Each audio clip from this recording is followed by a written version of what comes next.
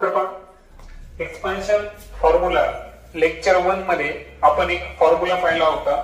तर तो फॉर्म्युला होता की x प्लस a आणि अनदर ब्रॅकेट मध्ये x प्लस b या फॉर्मॅट मध्ये जर तुम्हाला समीकरण दिलं असेल तर विस्तार सूत्र जे आहे तर त्याचं कन्वर्जन कसं होईल x square plus x in bracket a plus b plus a into b हा आपला फर्स्ट लेक्चरचा फॉर्म्युला. ओके. आता सेकंड याच्यामध्ये आपल्याला काय करायचं आहे की आतापर्यंत आपण जे कशावर फोकस केला आहे स्क्वेअरवर, ठीक नाही, किंवा ब्रॅकेटच्या मल्टिप्लिकेशनवर.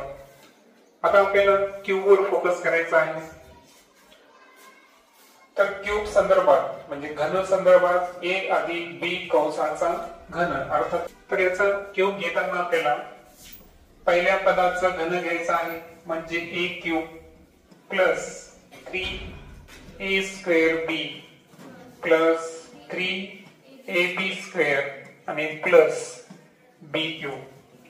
या फॉर्म्युल्यावर आपल्याला काय करायचं आहे वर्क करायचं आहे. आता या फॉर्म्युल्यावर वर्क करत असताना आपल्याला काही एक्झाम्पल्स जे आहे हे आपण रेफरन्स साठी घेऊ. आता हे जे पहिलं जे सूत्र आपण या ठिकाणी आज यूज करणार आहे. ओके. तर याच्यामध्ये काय काय चुका होऊ शकतात ते आपण केअरफुली समजून घेऊ. आता पहा सपोज मी एक एक्झाम्पल घेतो इथं. So example number 1. सो मी घेतो 7x प्लस 5y आणि होल क्यूब हे गणित मी घेतलं या ठिकाणी. ओके. सो हे सॉल्व करत असताना काय करावं लागेल तुम्हाला फर्स्ट ऑफ ऑल तुमचे a आणि b निश्चित करावे लागतील. सांगा a कोण आहे सध्या 7x आणि जे b आहे ते किती आहे 5y. आणि सो जेव्हा आपण याला सॉल्व करू तर a चा क्यूब म्हणजे कोणाचा क्यूब घ्यायचा आपल्याला 7x चा cube plus 3 into a square. a काय आपला 7x याचा आपल्याला स्क्वेअर घ्यायचा इंटू b. b अर्थातच कोण आहे सध्या 5y प्लस 3ab स्क्वेअर. यामध्ये 3 अगोदर घेऊ नंतर a आहे. a म्हणजे कोण 7x. b चा स्क्वेअर म्हणल्यावर 5y चा स्क्वेअर आणि प्लस b क्यूब म्हणजे 5y चा काय घ्यायचा आपल्याला क्यूब घ्यायचा.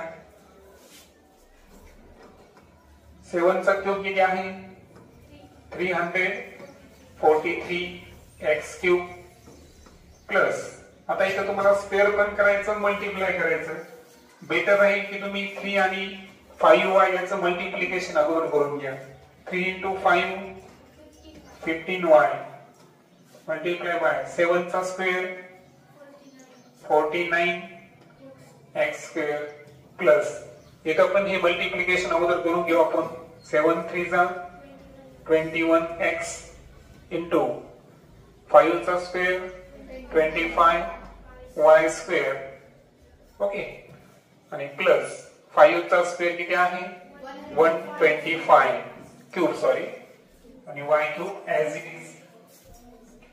फायनली 343x स्क्वेअर हे as it is जिथे मल्टिप्लिकेशन आहे ते आपण सॉल्व करून घेऊ. 15 9 चा 135 बरोबर 135 13 कॅरी करू आपण.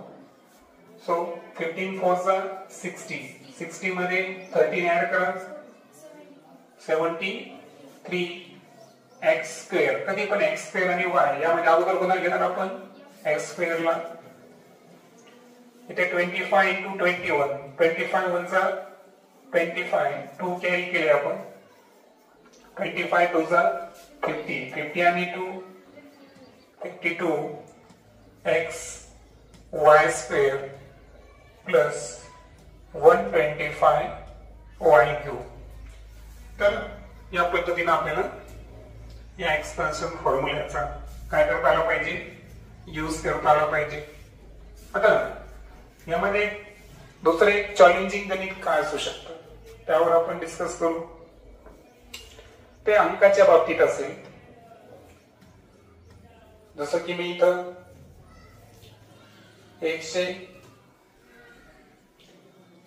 मायनस साठी प्लस साठी घ्यायचं आपल्याला. सो 204 याचा आपल्याला काय करायचं आहे, क्यूब करायचा आहे.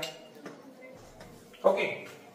सो फर्स्ट ऑफ ऑल याचा आपल्याला काय करावं लागेल, एक्सपान्शन करण्याच्या अगोदर याला आपल्याला काय करायचं आहे की अशा दोन संख्या शोधायच्या आहे की ज्यामध्ये आपल्याला क्यूब किंवा स्क्वेअरिंग हे सोपं जाईल. मग याची फोर कशी असेल, 204 ची 200 प्लस 4 याचा काय करायचं आपल्याला, क्यूब. आता आपल्याकडे ए या पदासाठी कोण आहे 200, बी या पदासाठी कोण आहे 4 आणि आपला फॉर्म्युला काय आहे ए प्लस बी होल क्यूब असेल.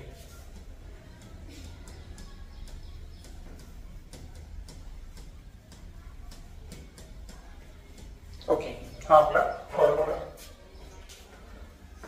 सो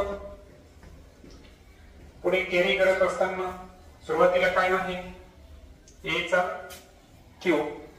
सो 200 चा काय घ्यायचं आपल्याला, क्यूब घ्यायचा प्लस 3 ए स्क्वेअर. ए स्क्वेअर म्हणजे कोणाचा, 200 चा स्क्वेअर इंटू बी किती आहे 4 प्लस 3 इंटू ए कोण आहे 200 इंटू बी स्क्वेअर म्हणजे कोणाचा स्क्वेअर घ्यायचा आहे 4 चा स्क्वेअर आणि प्लस बी क्यूब म्हणल्यावर कोणाचा क्यूब येईल 4 चा क्यूब. सो आता क्यूब करत असताना आणि स्क्वेअर करत असताना शून्याच्या संदर्भात नियम लक्षात ठेवायचा. स्क्वेअर करताना एक शून्य असेल तर किती शून्य घ्यायचे, 2 असतील तर 4 स्क्वेअरिंग करताना. पण घन करताना 2 असेल तर किती घेणार तुम्ही 6, 1 असेल तर किती घेणार 3, या पद्धतीनं. सो 2 चा क्यूब किती आहे 1 आणि 2 शून्याचा क्यूब किती शून्य असेल 60 असतील प्लस.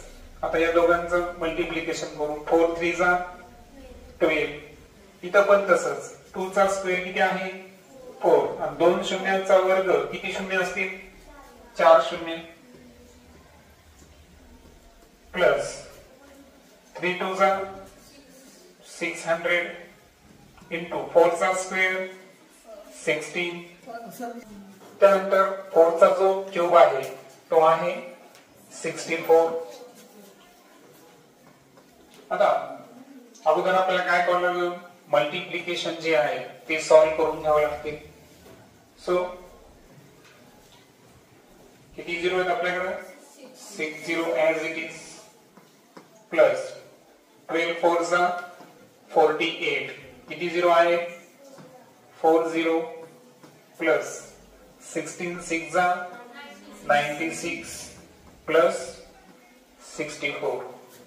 आता हे ऍडिशन जे आहे ना हे फार सोपे असतात पहा. आता 64 किती अंकी संख्या आहे 2 अंकी. तर काय करा प्रत्येक ठिकाणचे तुम्ही पहिले 2 अंक बघा आहेत. ऍडिशन करायची गरज आहे का, एकच ठिकाणी 64 बाकी ठिकाणी 0. नंतरचे 2 स्थळ बघा आहेत का बरोबर, एकाच ठिकाणी 96 आहे त्यामुळे ते पण लिहायला अडचण नाही. देन आफ्टर 48 घेऊ 2 अंक, इथे 2 शून्य आहे त्यामुळे दॅट्स वाय इथे पण काही अडचण नाही. आणि एकटा कोण राहिलाय सध्या 8. ओके. सो 84,89,664 हा काय असेल 204 चा क्यूब असेल. म्हणजे आपण काय केलं मुद्दाम थोडस हार्ड गणित घेतलं ज्याच्यामुळे तुम्हाला जे मायनर गोष्टी आहेत छोट्या छोट्या ते कळायला पाहिजे की ऍक्च्युअल ट्रिक लक्षात 2-3 स्क्वेअर करताना 1 शून्य असेल तर 2 असतील तर 4 क्यूब करताना एक शून्याच्या क्यूब करताना 3, 2 असतील तर 6. ऍडिशन जेव्हा तुम्ही करणार तेव्हा काय करायचं, संख्येचे 2-2 स्थान घ्यायचे आणि त्यांची ऍडिशन करत चालायचं. हे थोडंच तुम्हाला इझी जाईल. फायनली तिसऱ्यांदा आपण काय करू, एक टफ गणित घेऊ शेवटचं, की ज्यामध्ये तुम्हाला सपोज 4/x प्लस 2/3y याचं काय घ्यायचं आपल्याला, क्यूब. ओके, थोडस हार्डेस्ट लेवलचं गणित घेऊ, त्याच्यापेक्षा तर हार्ड येऊ शकत नाही. आता हे करत असताना a जो आहे त्याची व्हॅल्यू आहे 4/x आणि b ची व्हॅल्यू आहे 2/3y. सो एक्सपान्शन फॉर्म्युला लिहायची गरज नाही, तो तुम्हाला आता पाठ झालाच असेल. पहिल्यांदा काय घेतो आपण, a चा क्यूब. सो 4/x याचा काय घेणार आपण, क्यूब. नंतर काय होतं 3a²b. सो 3 into a² म्हणल्यावर 4/x याचा square bracket square into b म्हणल्यावर कोण 2/3y plus 3ab². So 3 into a कोण आहे 4/x इंटू 2/3y चा काय घ्यायचा ब्रॅकेट स्क्वेअर आणि प्लस b चा क्यूब म्हणजे 2/3y whole cube. Okay, bracket cube सांगा 4 चा क्यूब 64/x³ प्लस 3 into 4 चा square 16/x² into 2/3y plus 3 into 4/x into 2 चा स्क्वेअर 4, 3 चा स्क्वेअर 9y² plus 2 चा क्यूब 8, 3y चा 3 चा क्यूब 27y³. आता याच्यात काय करायचं, काही अंश आणि छेद स्वरूपात काही कट होत असेल है ना, संक्षिप्त रूप आपल्याला घ्यायचं असतं. दॅट्स वाय इथं काय कॅन्सल होईल बरं, वाटल्यास कलर मी चेंज करतो. 3 आणि 3 का झाले इथं कॅन्सल. इथं 3 1 जा 3, 3 3 जा 9. अजून काही आहे का, नाही. ठीक आहे, आपल्याला आन्सर पॉइंट मध्ये आणायचं आहे का, नाही, संक्षिप्त रूपात आणायचं. मग सांगा किती 64/x³ प्लस 16 2 जा 32. डिनोमिनेटर मध्ये काय x² y प्लस 4 4 जा 16, 3 प्राइम सोबत. So 3xy² plus 8/27y³. So that is the answer. So अशा पद्धतीनं आपण एकच फॉर्म्युला घेतला आज, पण त्याची 3 वेगवेगळ्या पद्धतीनं आहे की नाही. अगोदर सिम्पलेस्ट यूज, त्यानंतर अंका संदर्भात आपल्याला कसं यूज करता येईल, आणि तिसऱ्यांदा थोडस है ना हाय लेवलला किंवा हार्डेस्ट लेवलला आपण घेतलं. नेक्स्ट लेक्चर मध्ये आपण मायनस संदर्भातलं एक्सपान्शन फॉर्म्युला समजून घेऊ. ओके.